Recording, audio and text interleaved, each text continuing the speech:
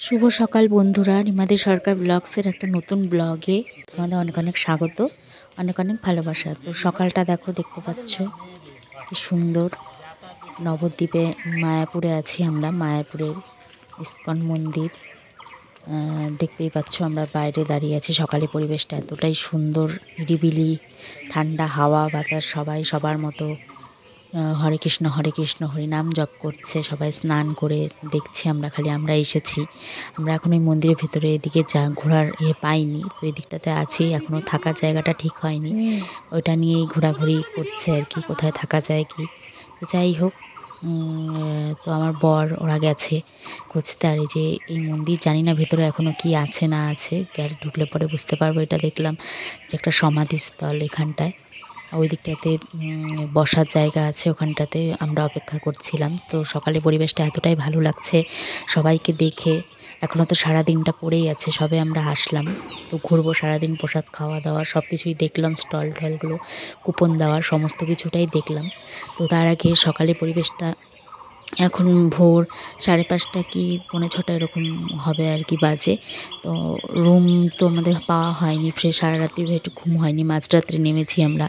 আর ট্রেশও হয়নি এখনও, মানে একটা অস্বস্তি ভাবই লাগছে। যাই হোক, তার মধ্যেও পরিবেশটা এত ভালো লাগছে না এখানে এসে। মানে সকালবেলা ভোর কীর্তন দেখলাম, দেখে নিয়ে মানে যেটা হয় আর কি সকালে, দারুণ, মানে কি বলবো, বলে ভাষা নেই আর কি বোঝানোর মতো। তোমরা না এলে, যারা আসুনি, না এলে বুঝবে না। তো দেখতে পাচ্ছ চোখ মুখ বসে গেছে, মানে ঘুম ওরকমভাবে হয়নি। তো যাই হোক, মুখ টুক ধোয়াও হয়নি, এভাবে ঠান্ডার মধ্যে চাদর টাদর মুড়ি দিয়ে আছি। ঠান্ডা ছিল সকালবেলাটা খুবই, ভোরবেলার দিকটা। তারপর জানি না দিনের বেলা আস্তে আস্তে হয়তো রোদ উঠলে পরে ঠান্ডাটা কমবে। তো আমরা তো জানি আমাদের ওই দিকটাতে থেকে এদিকটাতে ঠান্ডাটা একটু কমই থাকে, কিন্তু যাই হোক বৃষ্টি হয়েছে, হালকা পাতলা বৃষ্টি হচ্ছে ঝিরিঝিরি, ওই জন্যই ঠান্ডাটা। আর সবাই চাদর মুড়ি, সবাই নাম সংকীর্তন করছে, মানে হরিনাম করছে, জপ করছে, দেখে এতটাই ভালো লাগছে। তো আমরা চলে এলাম হচ্ছে, এখনও ওরা আসেনি, যাবো, যে ফোন করলো যে আসছে, পাইনি এখনও রুম ওরকমভাবে। তাই আমি ভেতরে কি আছে এখনও বুঝতে পারছি না, কিন্তু সবাই, এত লোকজন, এত বড় এরিয়া, এত বড় জায়গা, মানে যেখানে হেঁটে শেষ করা যাবে না এতটাই।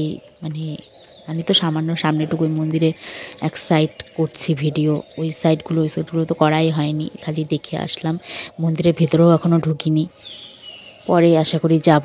আশা করি কি এসেছি যখন ঠাকুরের ইয়েতে, রাধাকৃষ্ণের, রাধা মাধবের দয়াতে যখন আসতে পেরেছি, তখন নিশ্চয়ই দর্শন হবে, করব অবশ্যই। তার আগে আমি ভাবলাম যে তোমাদের সঙ্গে এই সকালে পরিবেশ, বাইরের মন্দিরের দৃশ্যগুলো একটু শেয়ার করি তোমাদের সঙ্গে। তারপরে আস্তে আস্তে যতটুকু পারবো, শুনছি ভিডিও নাকি করতে দেয় না, ফটো মানে বাইরের থেকেই যা, ভেতরে গিয়ে করতে দেয় না। তো হয়তো সেটা পারবো না, কিন্তু বাইরের থেকে যতটুকু পারছি, যতটুকু পারবো তোমাদের সঙ্গে শেয়ার করব। অনেক দিন ধরে আসার ইচ্ছা ছিল, আশাটা যাই হোক সার্থক হলো। এখনও 2-3 দিন আমরা থাকবো, থেকে নিয়ে গোটা নবদ্বীপ, মায়াপুর সমস্তটাই ঘুরবো। আজকে মায়াপুরেই থাকবো, কালকে চলে যাব হচ্ছে নবদ্বীপের ওখানটায় 1.5 দিন, মানে 1.5 দিন থেকে তারপর চলে যাব আর কি। তো প্রথমবার আসলাম, এসে নিয়ে এতটাই ভালো লাগছে যে মনে হচ্ছে এরপরে আবার আসবো। তো যাই হোক, সকালে পরিবেশটা তোমাদের কেমন লাগলো জানিও, দেখো অবশ্যই। আর একটু আস্তে আস্তে এদিকে ওইদিকে পেলাম না রুম, যেহেতু ওই জন্য ভেতরের দিকে চলে এলাম।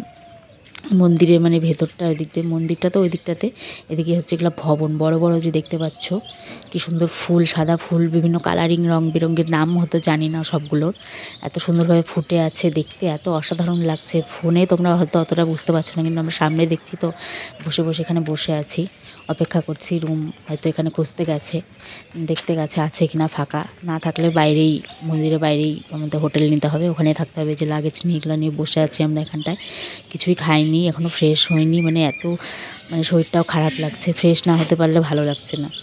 তো যাই হোক, সবাইকে দেখছি, সবাই স্নান টান করে ফ্রেশ হয়ে মানে ঠাকুরের মন্দিরে যাচ্ছে, আরতি, ওখানে ভাগবত পাঠ, বিভিন্ন রকমের ইয়ে হবে। আমরা না গেলে তো বুঝতে পারবো না, হয়তো আজকে তো হলো না, কালকে ভোরবেলাটা দেখতে হবে। আজকে যেহেতু আসলাম, এসে নিয়ে এখানেই বসে আছি, এখানেই দেখছি সমস্ত সব কিছু দেখে। এখন জায়গা, মানে রুমটা পেয়ে গেলে পরে খুব ভালো হয়, ফ্রেশ হয়ে কিছু খেয়ে তারপরে আর কি একটু বার হব আমরা, ফ্রেশ হয়ে। তো চলো, এটুকুই আজকে এই ব্লগে, এটুকুই থাকলো। কেমন লাগলো জানিও, দেখো অবশ্যই। আর পরবর্তী যেগুলো থাকবে ওগুলো পরের ব্লগে অবশ্যই চেষ্টা করবো অল্প অল্প করে দেওয়ার, পুরোটা না পারলেও। সবাই ভালো থেকো, সুস্থ থেকো, পাশে থেকো, সাথে থেকো। Tata, bye bye.